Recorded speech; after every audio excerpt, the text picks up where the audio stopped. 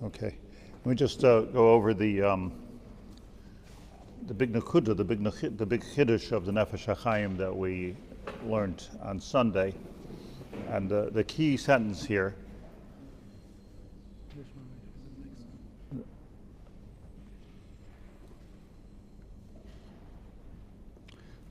Excuse me one second. I should put this on. I don't know. Do you want to put it on airplane mode so it doesn't ring in the middle? The big chiddush here that we learned is that I don't know if anybody still remembers, but I do. About a year ago, when we first came to this idea, Tefillah L'Tzarech Kavayahu in Shaar, I didn't understand what to do, and actually it was right after Torski's Shaar, and I asked him, can you explain what Tefillah L'Tzarech Kavayahu? And he said, quote, beats me. But the truth is I was impatient because I had forgotten at the time that if you go to Shaar Beis, he explains it very well. This is no, I didn't mean that as a reflection on a Rav Tursky. I'm only saying that it's a very complicated concept, because what Tefillah L'Tzarech Kavayahu, you daven because you need what you need to do. Speak to Hashem. You need something. Speak to Hashem. What does it mean, L'Tzarech Kavayahu? And in Chassidus, he confirmed, it's also very much bringing the Malchus into this world. So what's Tefillah L'Tzarech Kavayahu? And what the Nefesh HaChaim explained, this is a lashon, by the way, which appears a lot of times in the Zayar and in Sifrei Kabbalah, Tefillah L'Tzarech Kavayahu. So what the Nefesh HaChaim explained is that the way the world works, Yediyah, the way the world works is that the world is there before the world was there. The world was in Shemayim. Not only as a blueprint, but as a spiritual entity. There was the world as we know it, and it was full of malachim and full of whatever was there before the Bria Ha'olam. I have no idea. And then Hashem, the Chachmasai, decided to beam it down into the world that we live in, and hence we live in this world. So the world, it's almost like, I'm just saying my understanding of it, it's almost like a projector image, the world that we live in, of the world of Shemayim. And if something is, if you'd be looking al pi mashal, if you'd be looking at a movie on the screen, on the wall, and that's being projected onto with a machine, and you would start to do graphic art on the wall, let's give this guy a mustache or something. It's silly because it doesn't really take care, it doesn't do anything. It doesn't, you can't sharpen it on the wall. You have to sharpen it in the makor. So what you have to do is go back into, what used to be called film, and you would go in and you would edit it over there. And it seems that that's the gavaya and the tachtoina. It's a mashal. I'm only saying a mashal. That's the gavaya and the tachtoina. So what happens is everything starts in the Shemayim, and this is infinite. And this goes way, way before there was ever such a thing as a world. And then HaKadosh Baruch Hu decided to project it downwards. Hence the story Bereishis Bara Elokim as Hashemayim V'Sa'aretz and Adam and Chava and Noach and the Mabul. And let's try this again. Edit.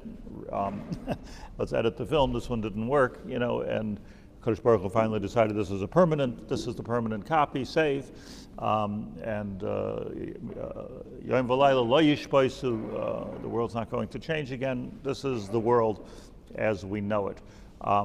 But as much as it's the world as we know it, it's still being projected, Kiviyachal, into this world, and what we're in, it's almost like we're, it's not that it's not real, it's very real, but it's only a reflection or a projection of that which is going on in the Shemayim.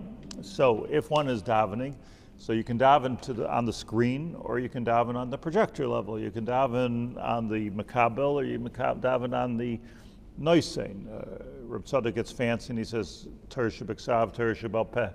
It's Isarusa de la'ela, Isarusa de l'sato. There's a lot of different concepts which cover this, but the point is that there's the Yerushalayim Shel Mala, there's Yerushalayim Shel Mata. So you can work on a couple of different levels. You can work on the level of Mata, so then you're an engineer, or a doctor, or all those people that are very, very involved, the physicists that are very, very involved in the physical world, and that's good.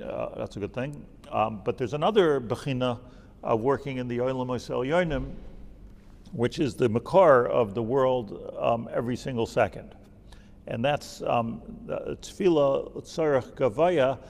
Now comes the question: when we daven, are we davening like a physicist, or are we davening like a rabbi? Like, what's the davening here? Are we davening l'tzarech tachtoina, or are we davening l'tzarech gavaya? Comes the mekubalim, and they teach that as much as all of the words, and this is important to me to understand, that as much as all the words of the tefillah seem to be very personal. Rifa'inu Hashem v'nei rafei, right? It's all very personal. Even the spiritual is personal. Hashiveinu avinu l'sarasecha, v'karveinu malkeinu l'avodasecha. It's all very personal. Sim shalom. So if it's all very personal, it would seem the most obvious shot in that is that the tefillah is l'tzarech mata. Like daven here, this is what you're doing. Like you're an engineer, but you're a spiritual engineer. You're a physicist, but you're a spiritual physicist.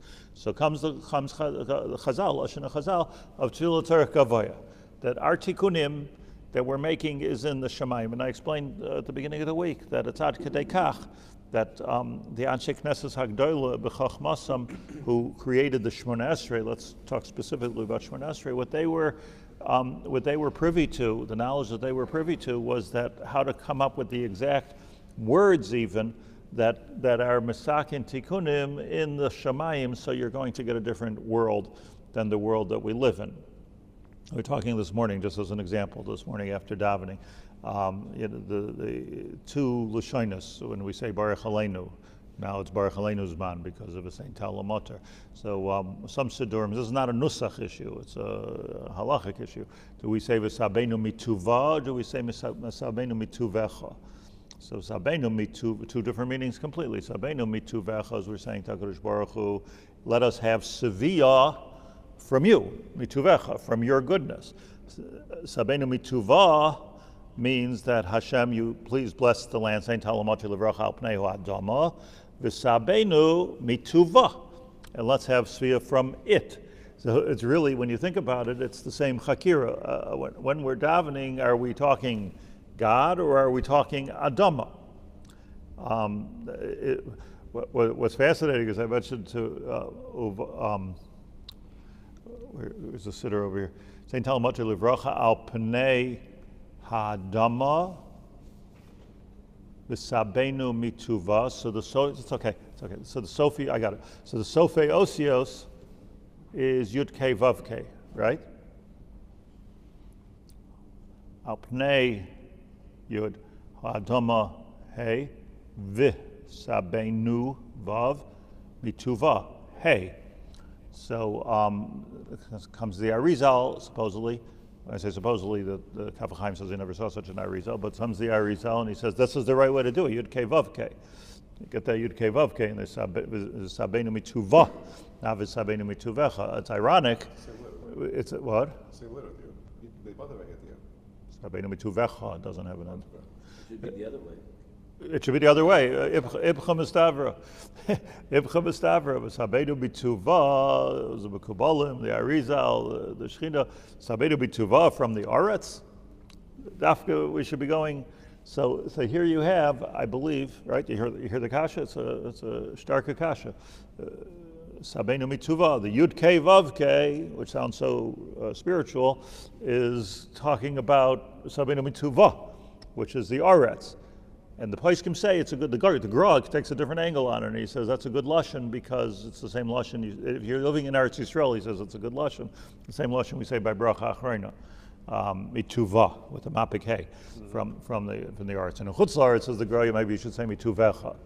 But the point is, mituvah sounds very Gashmias. And the answer is no. Sabeinu mituvah, the tefillah, I mean, possibly the very deep thing here is that with Sabeinu mituvah, what we're asking HaKadosh Baruch Hu is we're making tikkunim limala so that the Aretz and the Adama limata works correctly. And when it works correctly, with Sabeinu mituvah. In other words, it's not. We're not sort of going direct LaHakadosh Baruch Hu. That's not the system here. The system is we're saying a tefillah Baruch Aleinu as Hashana Azais. We're asking Baruch Aleinu, give a shefa bracha from Lamala, and make the Aretz, the saying Talamata Livracha Al Pnei Ha'adoma, V'Sabeinu Mituva. And then we become part of a system. So it could be, and Agav, the shame of Yud Kei Vav Kei in particular is a shame of this world. It's a shame of Hashgacha Pratis. It's not a shame of Lamala Mina Teva. Yud Kei Vav Kei is the shame of Teva. That is the shame of Teva. Yud Kei Vav Kei. Haya Hoy V'Yiyah is Yud Kei Vav Kei. Haya Hoy V'Yiyah has to do with Zman, and Zman is part of this world. So it's dafka the name of Hashgacha Prata. So it all actually works nicely according to the Arizal. Sabeinu Mituva, which is Ibcha Mistavra from what you would think the point is. So that's the summation with a little bit of addition of what we learned so far is that Tefillah L'tzarech Kavaya, whole new idea of when you're davening for yourself or for the generation or for the land or for the people that we're in. On the one hand, it's all b'lashon rabim, al pi rov, or fa'enu, even shma kolenu is in a lashon rabim. You don't say shma koli in tefillah anyway. You say in other places it says shma koli b'yom ekra, but not in tefillah shma kolenu. So it's a tefillah for the world, but more than expanding to the world this way, what you're actually doing comes the Anshe Knesset Agdola, and they teach us Tzarech Kavaya. The tikkunim that you're making with these words is tikkunim and shamayim. So if you say v'sabeinu mituva, v'sabeinu mituvecha, might be the difference between whether it's going to rain today or not, because these are the tikkunim that you're making in the shamayim. Yeah, move on. How would you understand the Graz, the Mivecha and Chutz La'aretz? Because there's no Hashgacha Pratis in Chutz La'aretz according to the Gra. The Gaon says that he learns the Pshat in the Rambam, not in that sugya right now, that the Hashgacha Pratis of Yud Kei Vav Kei is Dafka in Eretz Yisrael. Palter and Shomelech. In Chutz La'aretz it's a different level. Obviously there's Hashgacha, but there's Hashgacha Klalis. There was when I was at yeshiva, there was a bacher who was like one of these scholarly guys who learned Gemara Nevuchim, you know the type. So every time something happened with him that was remarkable, he says, "Psst, mamash hashgacha klalis." It was a nunnik, like. That was the Chutzlars? That was a Chutzlars, yeah. It's mamash hashgacha klalis. Yeah. Okay, now I want to, I know we need to go back further inside, but inside you could really read it, but I just want to expand the concept a little bit further. Then we'll zoom through the inside. Reb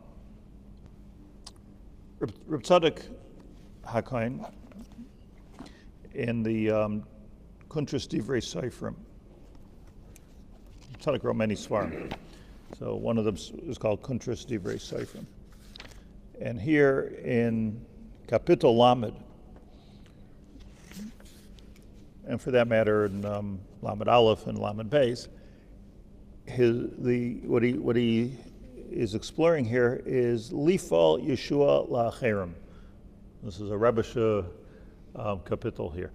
Lifal Yeshua La'acherim. How do you? Okay, here's the story. You're a Rebbe, and somebody comes to you and asks you to be Poyol Yeshua for them. Right? I need a refuah shalema, I need parnasa, I need a Yeshua. So how do you do that? If you know you're rich. How do you Poyol Yeshua Slachem? Did you want to say something first? No, I was just going to say, like, the personal tefillos in the middle of Shemata, really, it's a red herring in a way? So, it's interesting. We were talking about it. The tefillos in Shema Koleinu, so there the halacha says it's permitted to insert your own personal tefillos, but it sounds when you watch people davening. Obviously, I'm standing the other direction, but when you watch people daven, you get the feeling sometimes that they're having much more kavana.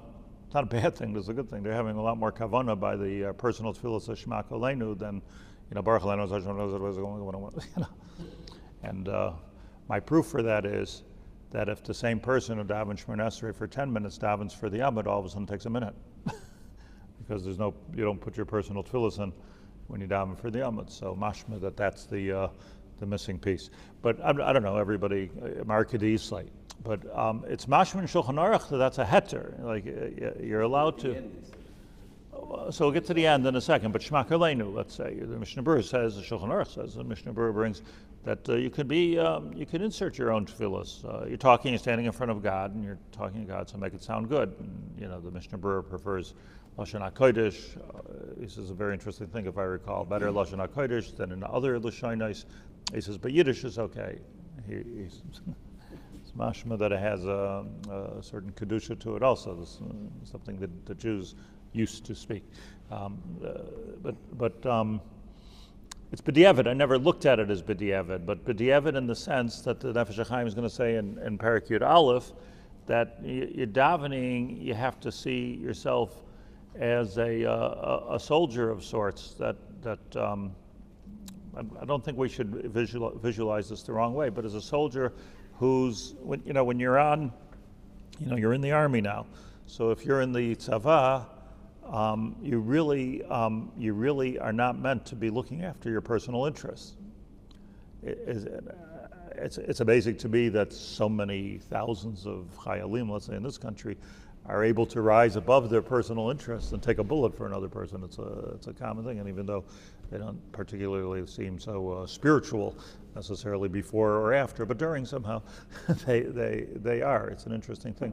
Or that's just the Bechina of Malchus, however you want to understand it. But the idea, says Nefesh HaChaim, is that if somebody's speaking to his commander, lahavdil, in the army, and you start asking for your own personal, the air conditioning in my thing is not working well, and I really need some new shoes, and this gun jams. If it has to be l'tzarech gavoya, the tefillah, the bakosh has to be l'tzarech gavoya. So Beseder, at the end, maybe the conversation, by the way, can you help me out with the AC? That's a permissible insert. But it's not the essence of tefillah. When it turns around, and this seems to be clear to me, that when it turns around to that being the essence of tefillah, so the whole davening is, like mumbling away, and mumbling is not good because what we're learning now is that every word of tefillah finds its makom. So if you mumble the word, it's like you're not chewing your food. It's not having the effect that it should have. I'm not saying this is not I'm me saying this is the Shaar says that those words, the Malachim don't know what to do with those words. Hashem doesn't know what to do with those words necessarily. So you have to, even when you're learning Torah, you have to say the words clearly. It's important to enunciate the words. So we should give elocution classes, particularly to those who daven for the Amud. They should know how to say words, ivra. But that's the most important thing. And mutter, to insert your own tefillas. I'm not against it. It's a good thing. Stand in front of Hashem and daven. I don't know if I mentioned this at the beginning of the week or not, but I'll say it again. That years and years ago, I remember that the yeshiva that I was in, Rav Scheinberg's yeshiva, so a couple of times a year, Hoshana Rabbah, Tisha B'Av, they went to the Kaisel. The whole yeshiva went to the Kaisel. Now the yeshiva was hundreds and hundreds. At that time it was 20, 30. But they got on a bus and they went to the Kaisel, Netzachama, with the Rosh Yeshiva, with Rav Scheinberg, and it was, in a sense, it was a beautiful experience. What do I mean in a sense? That one time I said on Hoshana Rabbah, I said, I didn't really want to go. I'd rather daven locally. So the Rosh Yeshiva, Zecher Tzadik Levracha, questioned me, like, why don't you come to the Kaisel? He was actually a pretty big Kaisel goer. He walked there from Sorotskin to the Kaisel on Yom Kippur morning, and Netzachama, and then came back. And he was a big. So I said, I don't know. I find that the Kaisel is, balagan. Like you're hearing different tefillos, and it's like you're supposed to answer Yehesh Rabbi, you're not supposed to answer Yehesh Rabbi. Like I wasn't able to focus as much as in a regular minyan in tefillah. That's what I said, and I didn't see, and the sun is shining on you and everything. I didn't find that it was conducive to like strong tefillah. So he said to me that you don't go to the kaisel. The kaisel is not a makam tefillah, it's a makam bakasha. God, I just remember there, wow. That's a paradigm shift.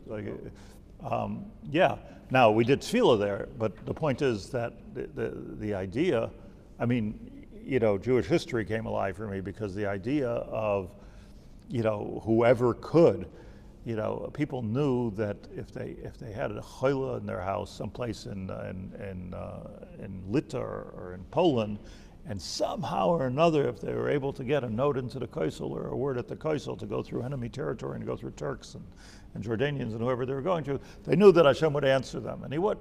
So, like Rabbi Yehuda Levi writes, Halavaya would be a bird that would be able to land on the Kaisel Hamaravi. That's what he says in Kinos. So, and I just, okay, I go to the Kaisel, nothing seems to, no major changes, but I mean, it's a perspective here that people, maybe an older person, understood that the Kaisel is a Makam Bakasha.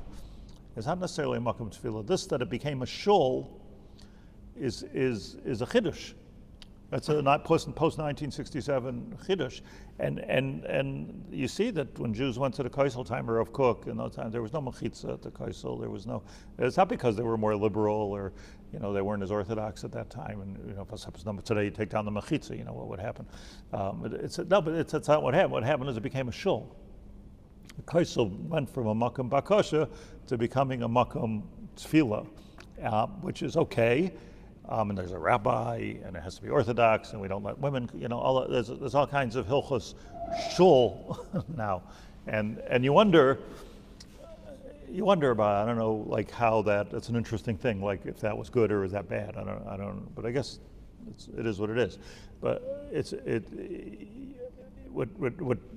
that it's a shul is okay, but that it sort of became no longer, to some extent, a makam bakasha. So the Makam Bakasha, where do you see the Makam Bakasha? Usually you'll see, no, I don't mean that, but I mean at the Kaisel itself, you'll see somebody who's maybe even a Chiloni person who walks to the Kaisel. You'll see a soldier before he's going out to Gaza, or you'll see Lahavdil President Trump, go to the Kaisel. They don't know from Tefillah, they know from Bakasha. I mean, or they probably know from politics, but people somehow understood that. Wow, this is a Makam Bakasha. This is the Makam. When you think about the history of the Kaisel, it's a Makam Bakasha. Why am I giving this whole history lesson here? Because in the Shema Kolenu, the Lashon of Mishnah Berurah is the Mutter Lahachnis Boy Bakasha. But it doesn't necessarily mean that the whole Shemona Esrei is a bakasha. You could put a bakasha like you have in the Art Scrolls Siddur. If you need parnasa, say this Yehi Ratzain. If you need your kids to be matzliach, say that Yehi Ratzain. And now you're standing with your machzor, you have to make a decision. Do I want money? Do I want my kids to be matzliach? There's not enough time for both. So but those are personal bakashas which are inserted into a tefillah. Okay, but it's not the ikar hatefillah. Not the Ikar HaTefillah. So let me go back to this Reb Tzadok for a couple of minutes here. This is Yesodistic. Lifol Yeshua La'acherem. How are you poyel Yeshuas? Says Reb Tzadok, Ha'ikar, the main thing here is Kishagam Hu Tzarech La'isei Davar. If or somebody comes to you, you're the Rebbe, and somebody comes to you and says, help me, are you going to be able to help that person or not? And the answer is, Kishagam hu tzarech la'aseh davar. It'll work if the tzaddik also needs the same thing that you're asking for. Umitoich zechusai. So, if he needs it, why doesn't he have it? Why doesn't Hashem take care of him? Oh, this is the chap. Umitoich zechusai poyel Yeshuais la'atzmai. So Hashem is going to answer. I mean, if somebody says, "Can you daven for a chayla?" If you feel it like it's your chayla, so then you have regesh in your tefillah. But he's saying something more. Kishigam hu tzarech la'aseh davar mitoich zechusai poyel Yeshuas la'atzmai v'al yedei zeh memela noishim gam acherim imay. Now you're going to the tzaddik who needs the same thing that you need, and you're opening up a shefa from Shamayim, which is going in and is being mashpia on everybody around you. Isa bebrachas Rabbah, as and the Nefesh HaChaim brought, Bisara harbe akores nifgedu ima. That when Sarah became pregnant, Hashem pakad es Sarah kasher amar, when Hashem made the miracle of Sarah becoming pregnant. So according to one lashon in Chazal, every barren woman in the world became pregnant. Everybody who wanted to become pregnant became pregnant, women. What's the nakuda there? How does it work? So for one reason or another, the door was not zeicha, or there are people that are not zeicha to the shefa of children, but it needed a Sarah to open up that gate, and once Sarah opened up the gate, it flowed for kol hakar shabaylam. So somebody in Indonesia or wherever the world was at that time, Eretz Kedem, all of a sudden, hey, miracle happened. We can't bring. Why? Because somebody who they probably never even heard of, Sarah Imenu, Hashem pakad Sarah kasher amar. Kol hakaros, so harbe hakaros. The lashon Chazal is kol hakaros. Harbe hakaros nifgeda ima. The Amru, okay, so far so good. This really though builds on itself, because so why didn't Sarah daven earlier? Like, you have this koach. So he adds a piece here. Amru, he brings the famous Gemara in Brachos Yud Zayin. It's also Gemara in Tainis Chafei, which I have here, which I want to examine with you for a second. So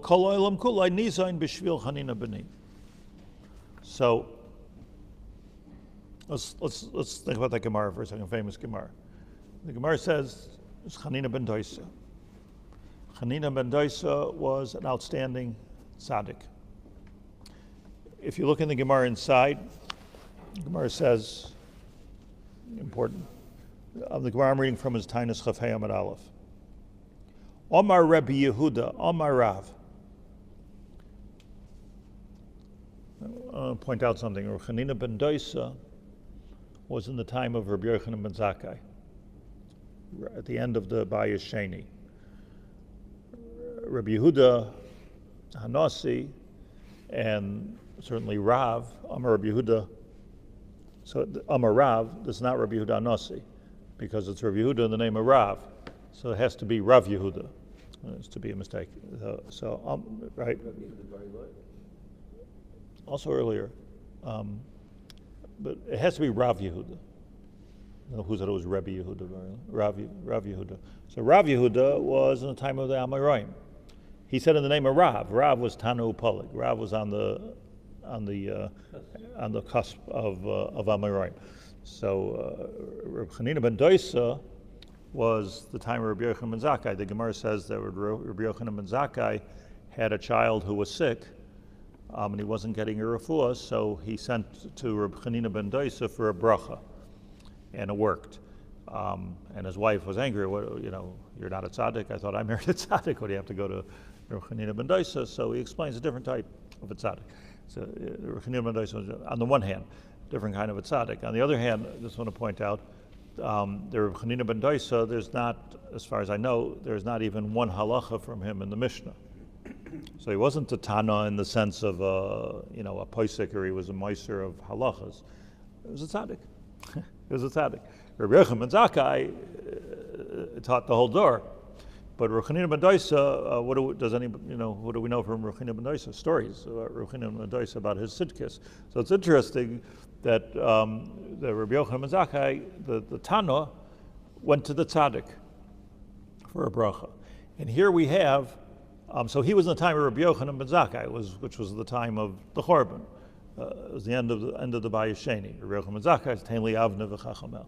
So that's when Rabbi Chanina ben Doisa. Here he says, let's call it Amar Rav Yehuda, Amar Rav, who said in the name of Rav, which was already a number of generations, probably 9 generations later, was Rav. B'chol yoim v'yoim, every single day, Baskol yoitzeis v'aymeres, a Baskol comes forward and says, this is a Gilui of Rav, that there is a Baskol, that kol ha'olam kulai einoi nizayin ala b'shvil chanino b'ni, that the whole world is being misparnes from Chanina b'ni. The Bas Kol is saying Chanina b'ni, meaning in the name of Hashem, my son Chanina. Well, the Chanina b'ni, and this Chanina, meaning Chanina ben Doisa, Dayoi, it's enough for him, Pikav Charuvin me Erev Shabbos l'Erev Shabbos. He lives on a kav, right, a cup of Charuvin, of carob, like Reb Shimon Bar Yochai. Except that Rashi somewhere says that what he did was he ground up the carobs and he made it into flour, and from flour he made bread. And it was a carob bread, which probably didn't exist in that day, but is probably today in every health food store, right? Carob bread, right? So that was all he had, but it was the ultimate in subin. It was the ultimate in not having parnasa. So here you have an irony that Rav points out, that every day there's a Bas Kol that says that the world is misparnes from Chanina b'ni, and he points out the irony, but Chanina b'ni himself doesn't have anything.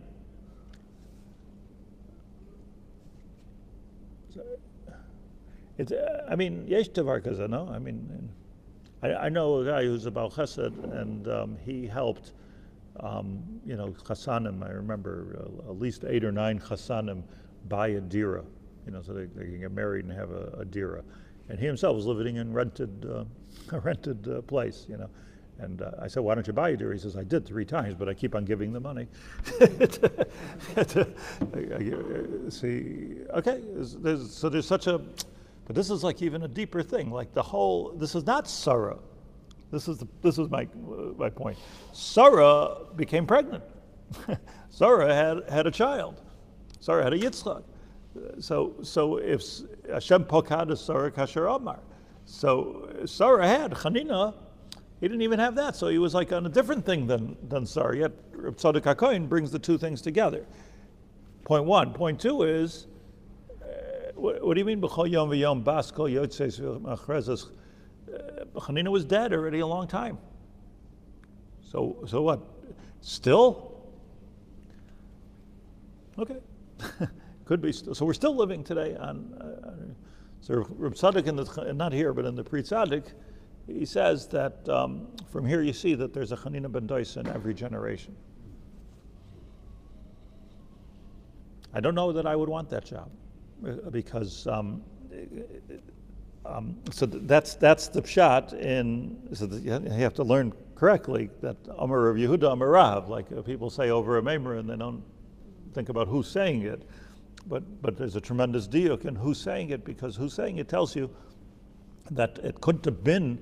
But somebody like a Chanina ben Doisa exists in every generation. There's some, I don't know, Rav Steinemann or something in every generation, or somebody that nobody of us heard of. And he's davening for the door, and it's coming through him. So how does that work? And he doesn't get. Unlike Sarah, where it's stuck at least, he didn't get. And it could be that Sarah was davening all those years. Akasha was like, why wasn't Sarah davening all those years? All it takes is one Shemoneh Esrei. So daven. And Nefesh HaChaim brought the Chazal that say, Lama ha'imois hayu nakarais.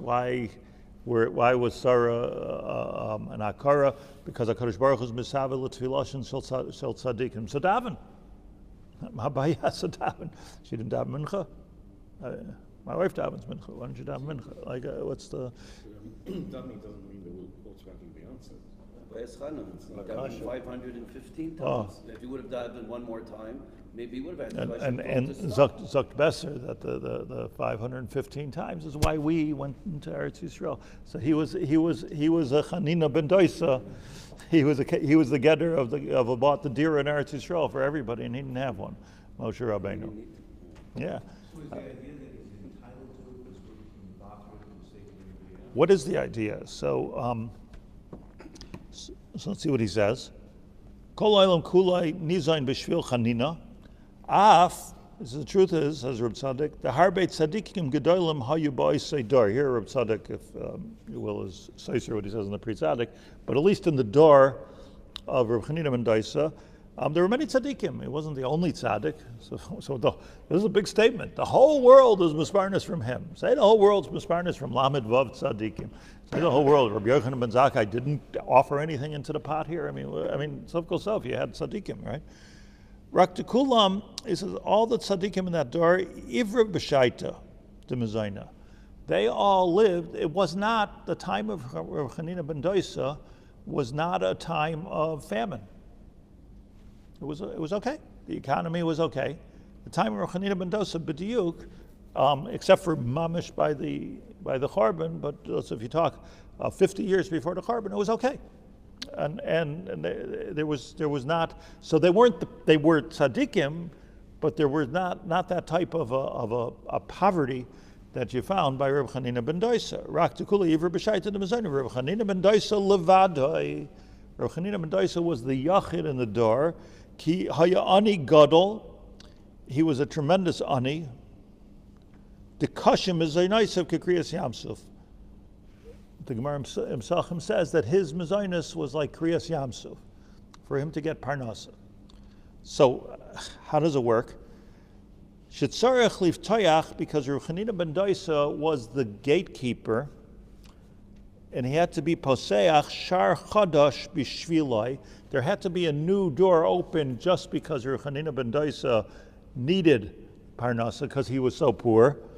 B'hamshachas yesh mi'ayin, he mamish created yesh mi'ayin. There was a new bria just for Rav Chanina ben Dosa. Shehu hamazal Yisrael. There's so many things here. V'hayidei hamshachas mazayin loy, and because the pipe was opened for Chanina ben Dosa, niftach mezayne l'chol ha'olam kulai. So here's like the fascinating thing. Yes, everybody in the all the tzaddikim in that generation were doing okay. Why were they doing okay? Because Chanina ben Dosa was not doing okay. Because he was he had nothing but a kav charuven, a little bit of carob flour, and since he had nothing but a little bit of carob flour, HaKadosh Baruch Hu had to keep on showering him with parnasa, and that parnasa came to once the door is open, when the gates open. So get some water, get some parnasa. So everything was coming through this tzaddik. Is this mean to Chanina ben Dosa? Says the Gemara at the end, Chanina ben Dosa dailoi b'kav charuven me'erev Shabbos le'erev Shabbos. He didn't need any more. It wasn't even that. So he had to remain an ani in order for the system to keep on working. So look what a mind-boggling system that we're talking about here.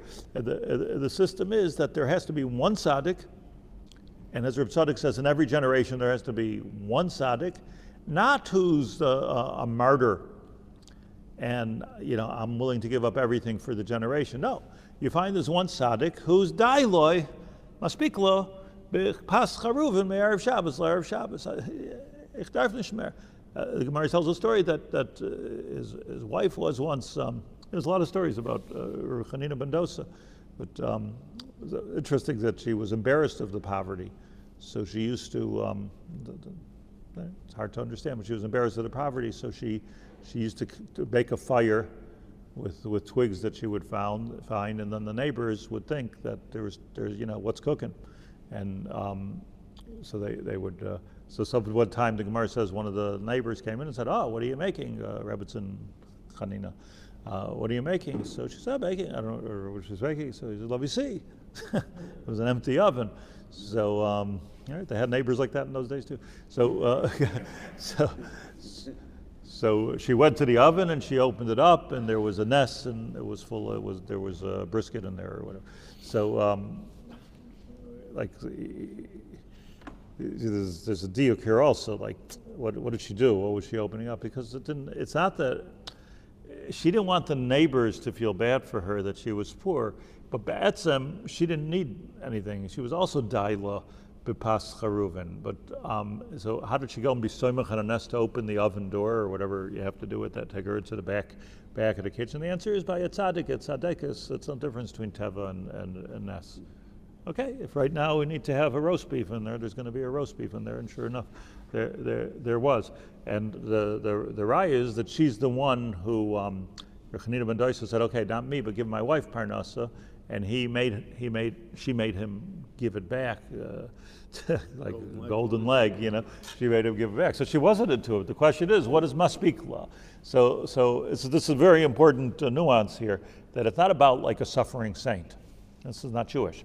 What it's about is that there's some kind of a tzaddik that it just doesn't need. The reason I said Rav Steinman before is that it was if you went to visit him, it was nothing. It was a cup of tea and I think he said he didn't make mazonos in tens of years. He never made a mazonos. It nothing. It was nothing. And he sat in a hard chair without a back. It was a.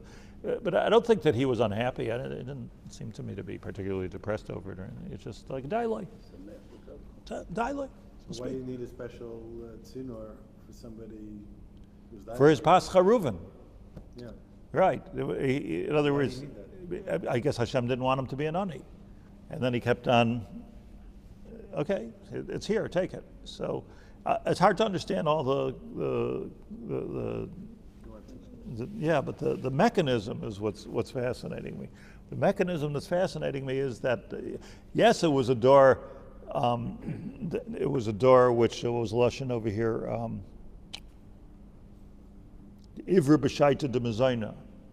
It was a door that people had mezaynas. But then you have to ask, what is the fountainhead? What's the makor of those mezaynas? And this is what he says, Amarav, there's a Chanina ben Dosa somewhere that's Poyel Yeshuas. And what it means, what he goes on practically to say, there's so much to learn here, but it goes on practically to say that if you are, and I presume everybody is, impoverished in a particular area of life, you think like, don't come to me, I got my own problems. Like it's dafka, something, in other words, where you have a koach hatfilah more than any other place is dafka in something that you're lacking and you've made peace with. Two conditions. Everybody think deeply. It's something that you're lacking. It could be physical, it could be psychological, it could be financially, it could be health, but something that you're lacking, but more important than lacking, because a lot of people are lacking, doesn't make you a tzaddik. The tzaddik is the person who embraces their destiny and embraces their condition. Lubavitch Rebbe didn't have kids, but he was a big... Poyel Yeshuas, so many tzaddikim like that. It's like just before I leave, I just want to make sure that I stress this point correctly. The trick is in the embracing. The kunz here is, I just at my stage of the game, this is what I'm working on. So I'm sure, there are certain things that we're forever fetching about. I wish I was more of this, and I wish I was less that. You stand in front of the mirror. It'd be good if this was bigger and that was smaller, and you look at your bank account and you have the same machshava.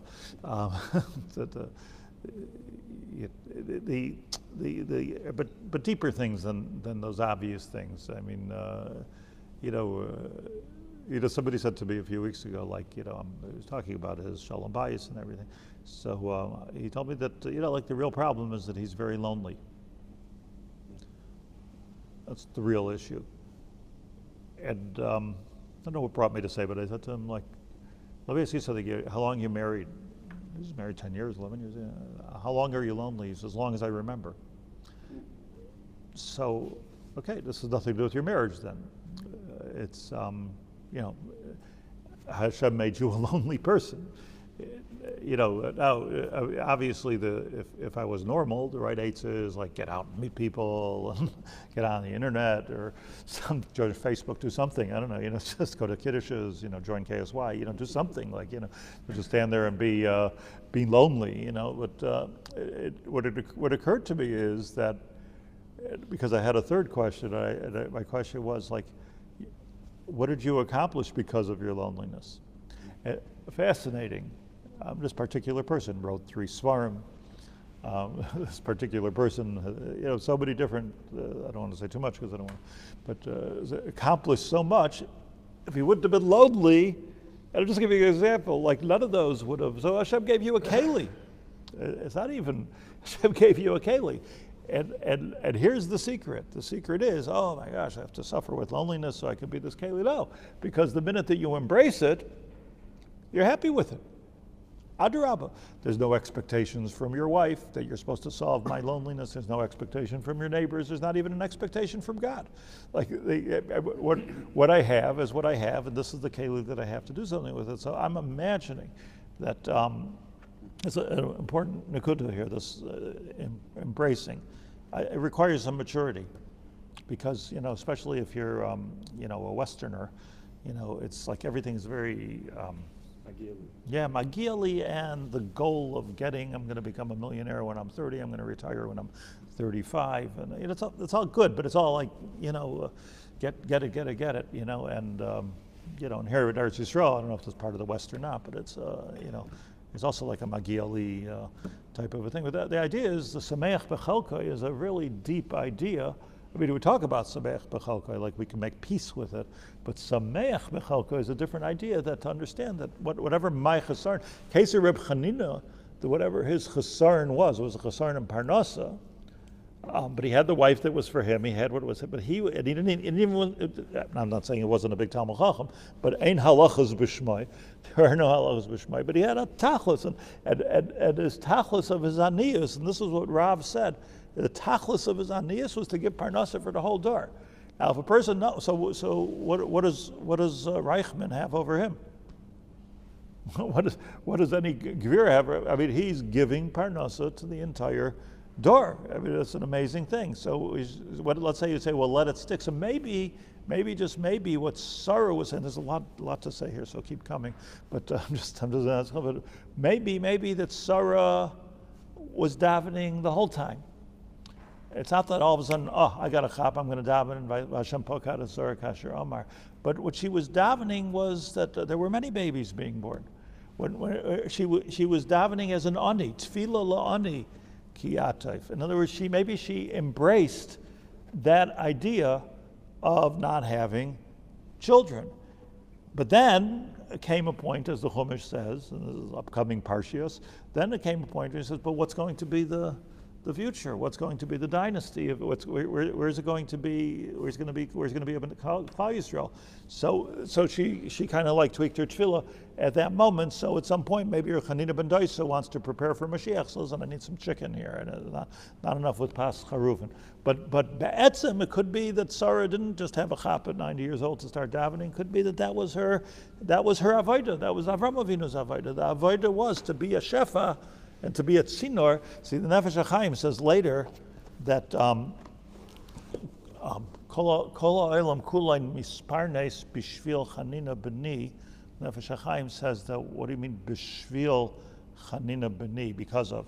So he says b'shvil is hiloshin shnei shvilin. That's what his lashon is. Hiloshin shnei shvilin, like an irrigation path. That's what a shvil is. Like a shvil. It's like a pipe. So everything came through that pipe. I'm happy to be the pipe. And I'm not suffering with this. I'm happy with a Pas Charuvin. You want to be poil Yeshuas for others, I repeat. So the way to do it is to become a master of embracing some chasaron that you have, and then you'll be able to help every single person who has that chasaron and wants it. Pipe for a mikvah can't be a clay kibbutz either. There you go. Can't be a clay kibbutz. Well, wonderful, beautifully said. Okay, thank you very much. Good and Erev Shabbos. Is in any way related to